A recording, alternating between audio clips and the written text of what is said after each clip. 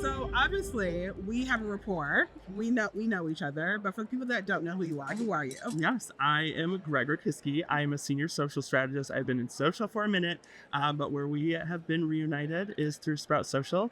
And so I oversee execution and strategy, but also our cross-functional influencer and creator program. Yes, and let me just say, in my mind, Greg is like the CEO of Sprout Social. He runs the entire company, in my opinion. Ooh. But I'm just biased because we work so closely together. CEO in our mind. I love this. Literally Amazing, CEO in my yes. mind. I feel like I just got a mental raise. Literally. Thank you. Sprout CEO, I apologize. Okay, so I want to kick off with something very spicy. Can you please tell me your creator economy hot take? Oh my gosh. Okay, so I feel like my hot take is that the word, not the concept, of authenticity needs to be banned. Okay, wait. So this makes me laugh because every person I have spoken to today has used that word, and it is As a hot take? Well, not even as a hot take, just has incorporated it in some way. Yes. And it's definitely like the buzzword of the marketing season. Yes. Why do you feel like that is? I feel like it's become like the rule book that we know as brands and even influencers and creators. It's something that consumers want and need. Yeah. But I also, when I ask a lot of folks, what does that look like in practice? It's like the deer in headlights, like that. Well, And so I feel like that's why I'm like, we need to move past just saying the word and like understanding. I think it'll be different for each brand and even influencers and creators. What does authenticity mean for you and the audiences you need to reach? So I would love to have that word banned, but not how we define it. Yes. No, that makes complete sense. I mean, I think it partially showcases this desire for people to feel like more comfortable and show up in the way that they want to on social. Yes. But I feel like that doesn't always apply to brands. And I think that's something that we need to remember. Brands are not people. Even though brands are comprised of people, they're not people. And how brands would show up on social is going to be very different from how people show up. So different. So different. Yes. Yeah. And like, if we're posting to Sprout, I would never post the same way that you're posting, and that's the way it should be. And that's the way it should be. That's the way the world should work. Yeah. But it makes me laugh as well because I do feel like, especially in our industry as social media professionals, we often like to use this language about brands being unhinged as well. I think it's like a way to like showcase the personality behind the brand. But I oftentimes feel like there is a little bit of a disconnect between brand guidelines versus like what's happening on social. And while I do think social is the marketing channel to like play and really kind of flex the tone and voice of the brand, I do feel like we have to be very realistic about who these brands are. 100%. Like, we're a social media management influencer marketing platform, and we're software. Like, we need to be careful. But what we can do is work with the right brands, creators, partners that are a reflection of our customers and audiences, and allow them to cook. Like, don't overbear them with product marketing jargon. Don't overburden them with 18-page briefs, because a brief should be what? Short. Period. And so I feel like that's where you can bring in the authenticity, and don't try to be something you're not. I think as we talk about authenticity, as DEI is just as important as it's ever been, you have to know where you are as a brand. Even though people are trying to make it seem like it's not. Okay. Who are these people? I would like their phone number. We would like a word. Just a few words. Yeah, we just want to talk. Just a few words. But yeah, I feel like that's just something that we need to work on. Yeah. As this like creator economy is moving at the speed of social, if not faster. Yeah. That speed of culture. 100%. As someone who works very closely with creators and influencers, what are some of the, I guess, moments that you feel like have been really icky? Like, what are some of your brand icks? That is a great question. I feel like one of my superpowers is intuition and understanding like values alignment and where they can fit in. One of my favorite questions is like, what are the, and you probably know this, I've asked you, I'm like, what if you had no druthers and no limits, what's a wild idea? And some of our activations have come together, and then we work within those confines of our brand and what makes sense. I feel like where it comes in is if I feel like I'm over prescribing, or if they feel uncertain as an influencer creator, I'm like, oh, maybe they don't have the resources, or they're just at the stage where like they need more guidance. And sometimes like they lean on the jargon, vocabulary, or links, or like they're in their head like this is supposed to drive conversions. And I'm like, they're like asking me when to post, and I'm like, you know your audience best. I hope you do. And like, I trust you when, where to post. Like, our goal is to get registrations, brand awareness, or whatnot. So it's not necessarily the ick, but it's definitely those moments where I'm like, who's the leader here? I'm like, oh no. Yes. Well, I wanna double tap on that for a little bit because I feel like there is almost like this switch that kind of happens when you have creators and influencers who are so talented at just like creating organic content, and the moment it becomes sponsored, it's like, who is this person? What is this content? Why is this happening? Like, what do you think that switch is?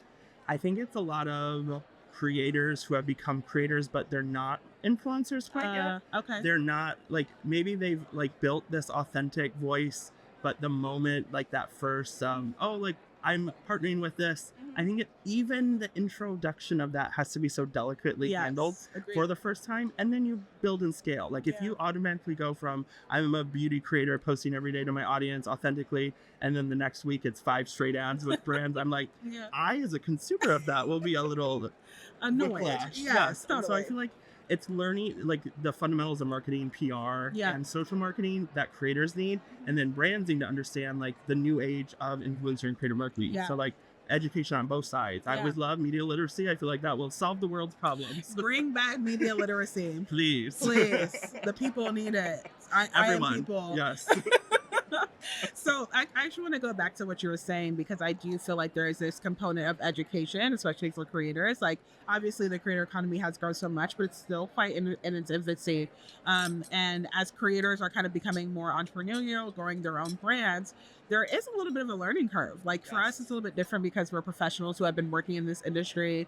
I know you're dabbling in content creation. I am a creator, but for creators and influencers who have been doing this for a while, now they're kind of having to put on this brand hat, and it's a little bit of a disconnect. So what advice do you have for them to kind of like make sure that they're leveraging the right tools to build a brand that's sustainable? Yeah, I feel like being choosier, like I feel like finding that perfect match between a brand and a creator is so important these days, especially as LinkedIn influencer and creator marketing is a thing now on that good old briefcase app.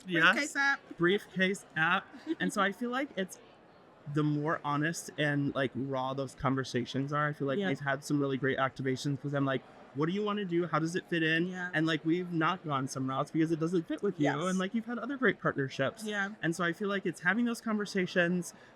Also, like creators and influencers knowing how to negotiate when it comes to contracts and SOWs. 100%. On brand side, working closely with your legal team. Don't be afraid from them. See them as an ally. Legal team, I love you. And all of those things. So I feel like it has to be a conversation because it's moving at the speed of social culture, that we have to stay up. Like, what are the pricing? How do we price? Like micro, mega, celeb, all, and everything in between, mid-tier. And so I feel like it just has to be more of those conversations. And I'm really looking for when those influencers and creators come to me, that they really understand the brand, right? I'm going to folks that I'm like, hey, I love this about you. These contents really resonate. I feel like you're talking to these audience, and I boil it down to them and their audience. I want to see that same thing from influencers and creators, because I get a lot of spam, I get a lot of emails, and my inbox is my least favorite part of my day. The people in it are not, but the email itself, woo, those inbox. Yes. Okay, so I want to switch gears a little bit. Yes. So obviously you are a social strategist and you work at a social first software company. So social is your whole ecosystem. Just a little bit. I mean, like, why are we even here right now? You know? Why aren't we on social doing this? Why aren't we on social? Live streaming.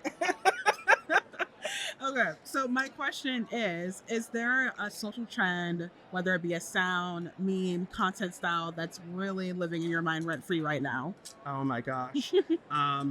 The iPad one, the Mino iPad, the like bunny. I haven't seen this. Oh my god.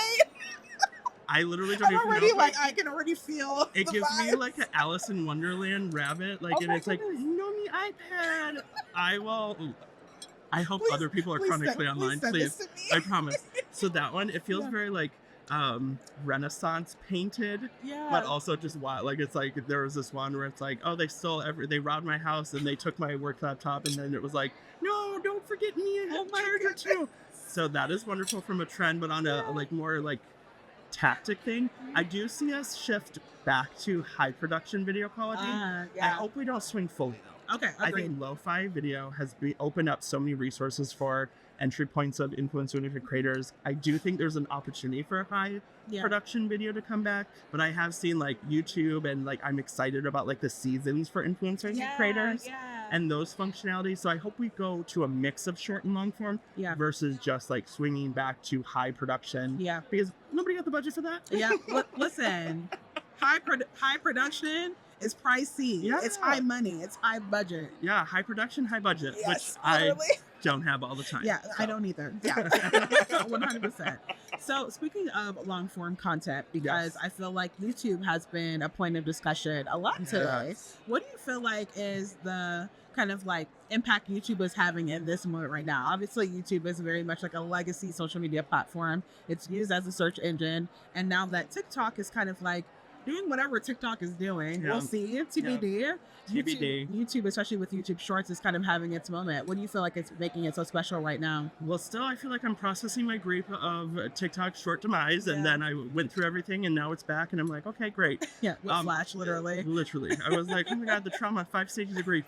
But with YouTube, I feel like honestly, like, and I talked about this, but even back when I was at Association Nonprofit Days, like, do not sleep on YouTube. Yeah. Because who are they under? Google. What is Google? Search engine, like you said. And I think with Shorts now, like, it's such a great ecosystem for short form content, leading to your longer form content. At Sprout, one of our top lead drivers is our YouTube platform. Wow. SEO, our descriptions. We have a very, like, we have chapters, we have different playlists and all of those. And Shorts funnels into that. Yeah. And then you can do paid on top of that. So I feel like YouTube is utilized by brands in a great way, especially with YouTube Shorts here. So pushing that over there. What are your thoughts on YouTube influencers and creators? Do you feel like more brands should be tapping into them as well? Absolutely. I have a couple of friends that like more brands where they leverage YouTube creators, and so I've been asking and like, where do you place? And it's a different ecosystem of like KPIs. Yeah. It's where in the video you ask like view metrics for a short amount of time because that's what you want their current state, because they could be getting views from older videos, and so it's a different language that I've been learning and doing, but I think it's an under-tapped opportunity. Like, you know, like a MKA, BHD, Taylor Lloyd. Yeah. Like all Taylor of those. Lloyd, like, I love you, girl. I know. And I'm like, oh, what? Like, I love my DJI Osmo Pocket. I love my tech. Wait, let's pause. The DJI, this is not sponsored. The DJI Osmo Pocket 3. Let's talk about it. This camera has the girls in a chokehold. I'm one of the girls because I just bought it recently. Same. It's so good. The quality is pristine. I was influenced to buy it by another influencer. Literally. Like, it's incredible. What do you think it is? Well, what do you think it says about so many creators buying this type of camera that is a little bit more of a higher price point, does a lot more high quality production like we were talking about before? I know. I feel like it's sliding us into that like higher quality, which I'm like, I appreciate. I also like that it's separate from my phone, right? Yeah. It is better depth of field. Like with someone who is self-taught photography and light video editing, like I love a good bokeh. I love a good blurry background. Yeah. So I feel like all of that is enabled, and I have it sitting right over there on the table. Yes. It's capturing this content. Hi, Osmo. And it's just so great. Like the creator kit, I know we both have. And so, not sponsored at all, but like you could shoot, and like I've taught myself color grading. Yes. And it really like lets all of those. Yes. Like, I'm like, who am I? I'm like, oh, good old LUT. Very sexy. That's going to make it into the cut. Yes. Scratch that, but don't.